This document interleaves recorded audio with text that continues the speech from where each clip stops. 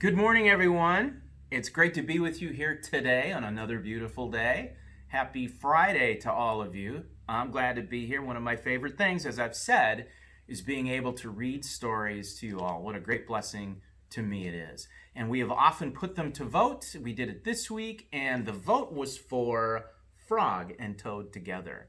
Now, this is a book that the kids in the audience, your parents are probably very familiar with, and your grandparents might even be familiar with. This is a classic book, an award-winning book, and it's written by Arnold Lobel. And he wrote over 60 books for children, and many of them had to do with Frog and Toad. And they're two very famous characters. And so we're going to read four or five little short stories about the adventures of Frog and Toad together. And I'm very excited about it, so let's get started.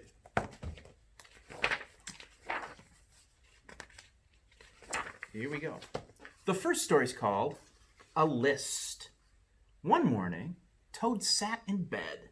"I have many things to do," he said. "I will write them all down on a list so that I can remember them." Toad wrote on a piece of paper, "A list of things to do today." Then he wrote, "Wake up." "I've done that," said Toad, and he crossed out the wake up. Then Toad wrote other things on the paper. "A list of things to do today.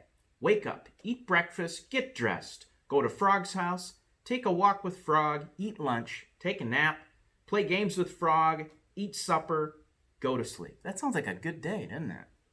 "There," said Toad. "Now my day is all written down." Then he got out of bed, he had something to eat, and then Toad crossed out, "Eat breakfast." Toad took his clothes out of the closet and put them on. He crossed out, "Get dressed." Toad put the list in his pocket. He opened the door and walked out into the morning. Soon Toad was at Frog's front door. He took the list from his pocket and crossed out, "Go to Frog's house."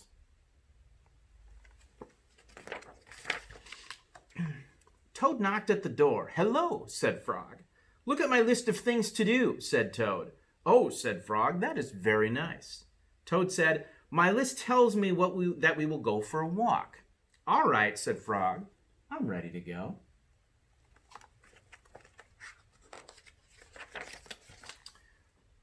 Frog and Toad went on a long walk. Then Toad took the list from his pocket again. He crossed out, "Take walk with Frog." Just then, there was a strong wind. It blew the list out of Toad's hand. The list blew high up into the air. "Help!" cried Toad. "My list is blowing away. What will I do without my list?" Poor Toad. "Hurry," said Frog. "We will run and catch it." "No," said Toad. "I cannot do that." "Why not?" asked Frog.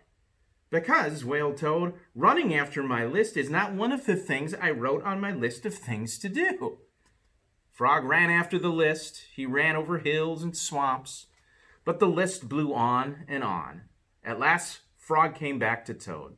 "I'm sorry," gasped Frog, "but I could not catch your list." "Blah," said Toad.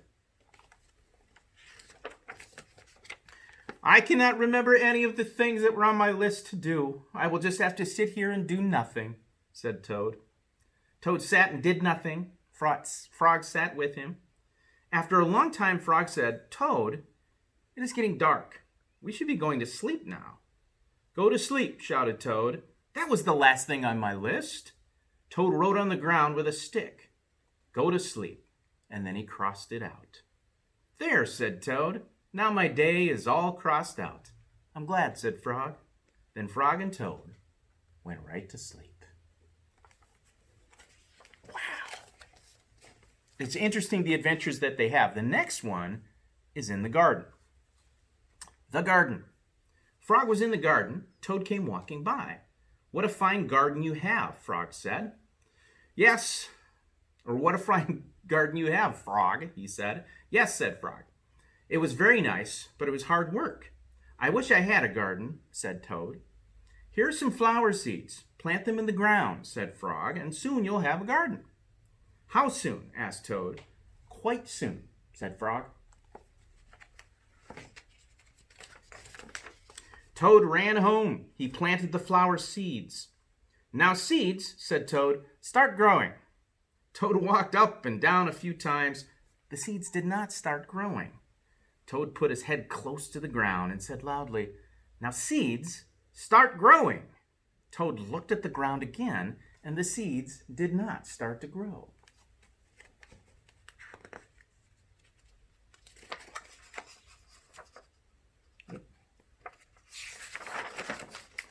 Toad put his head very close to the ground and shouted, now seeds, start growing. Frog came running up the path. What is all the noise? He asked. My seeds will not grow, said Toad. You are shouting too much, said Frog. These poor seeds are afraid to grow. My seeds are afraid to grow? Asked Toad. Of course, said Frog. Leave them alone for a few days. Let the sun shine on them. Let the rain fall on them. Soon your seeds will start to grow.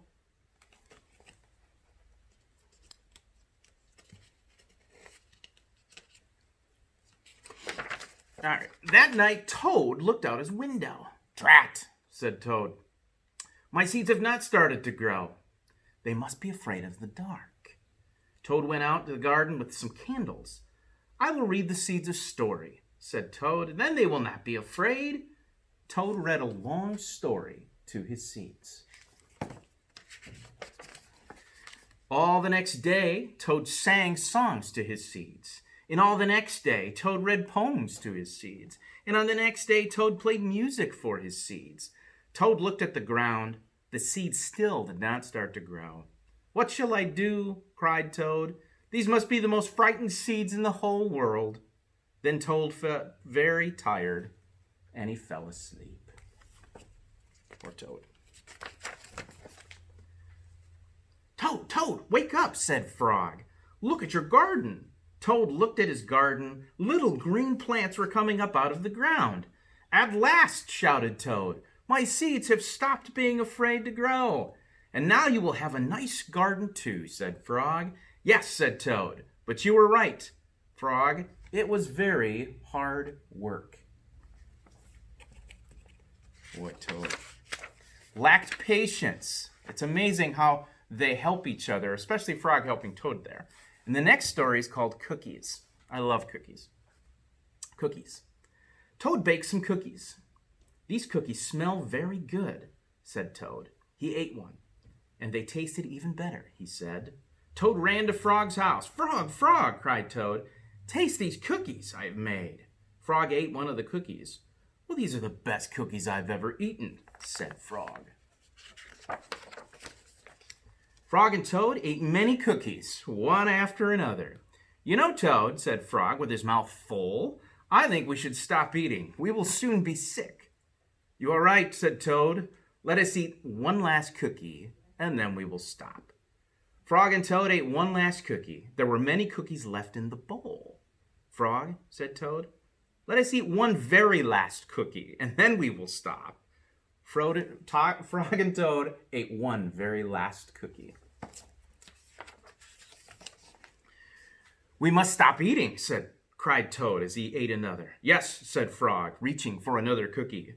We will need power. What is willpower? Asked Toad. Willpower is trying hard not to do something that you really want to do, said Frog. You mean like trying not to eat all of these cookies? Asked Toad. Right, said Frog. Boy, that must be good cookies. Frog put the cookies in a box. There, he said. Now we will not eat any more cookies, but we can open the box, said Toad. That is true, said Frog. Frog tied some string around the box. There. Now we will not eat any more cookies. Well, we can cut the strings open on the box. That is true, said Frog. Frog got a ladder. He put the box up on a high shelf. There, said Frog. Now we will not eat any more cookies. But we can climb the ladder and take the box down from the shelf and cut the string and open the box, said Toad. That is true, said Frog.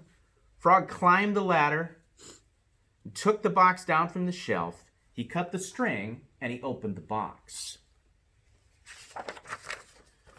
Frog took the box outside. He shouted in a loud voice, "Here, birds, here are cookies." Birds came from everywhere. They picked up all the cookies in their beaks and flew away. "Now we have no more cookies to eat," said Toad sadly. "Not even one." "Yes," said Frog, "but we have lots and lots of willpower." "You may keep it all, Frog," said Toad. "I am now going home to bake a cake." It's a good one. Our next one's called Dragons and Giants. Frog and Toad were reading a book together. "The people in this book are brave," said Toad. "They fight dragons and giants, and they are never afraid." "I wonder if we are brave," said Frog. Frog and Toad looked into a mirror. "We look brave," said Frog. "Yes, but are we?" asked Toad. Frog and Toad went outside. "We can try to climb this mountain," said Frog. "That should tell us if we are brave." Frog went leaping over rocks, and Toad puffing up behind him. They came to a dark cave. A big snake came out of the cave. "Hello, lunch," said the snake when he saw Frog and Toad. He opened his wide mouth. Frog and Toad jumped away. Toad was shaking. "I'm not afraid," he cried. They climbed higher and higher, and they heard a loud noise. Many large stones were rolling down the mountain. "It's an avalanche," cried Toad. Frog and Toad jumped away. Frog was trembling. "I'm not afraid," he shouted.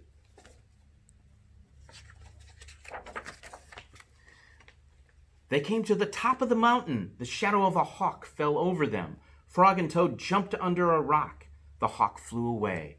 "We are not afraid," screamed Frog and Toad at the same time, and they ran down the mountain very fast. They ran past the place where they saw the avalanche. They ran past the place where they saw the snake. They ran all the way to Toad's house. "Frog, I am glad to have a brave friend like you," said Toad. He jumped into bed and pulled the covers over his head. "And I'm happy to know a brave person like you, Toad," said Frog. He jumped into the closet and he shut the door. Toad stayed in the bed and Frog stayed in the closet. They stayed there for a long time, just feeling very brave together. Our last one is called The Dream. This is a good one to finish with. Here we go. Toad was asleep and he was having a dream. He was on a stage and he was wearing a costume. Toad looked out into the dark. Frog was sitting in the theater. A strange voice from far away, "Presenting the greatest toad in all the world." That's a good dream for Toad. Toad took a deep bow. Frog looked smaller as he shouted, "Hooray for Toad! Toad will now play the piano very well," said the strange voice. Toad played the piano, and he did not miss a note. "Frog," cried Toad, "can you play the piano like this?" "No," said Frog. It seemed that Toad and Frog looked even smaller.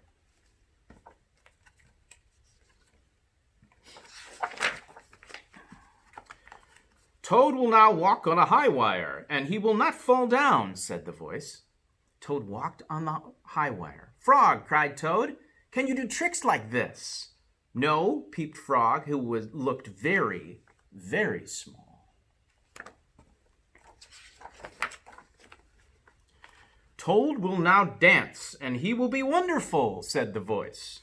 "Frog, can you be as wonderful as this?" said Toad as he danced all over the stage.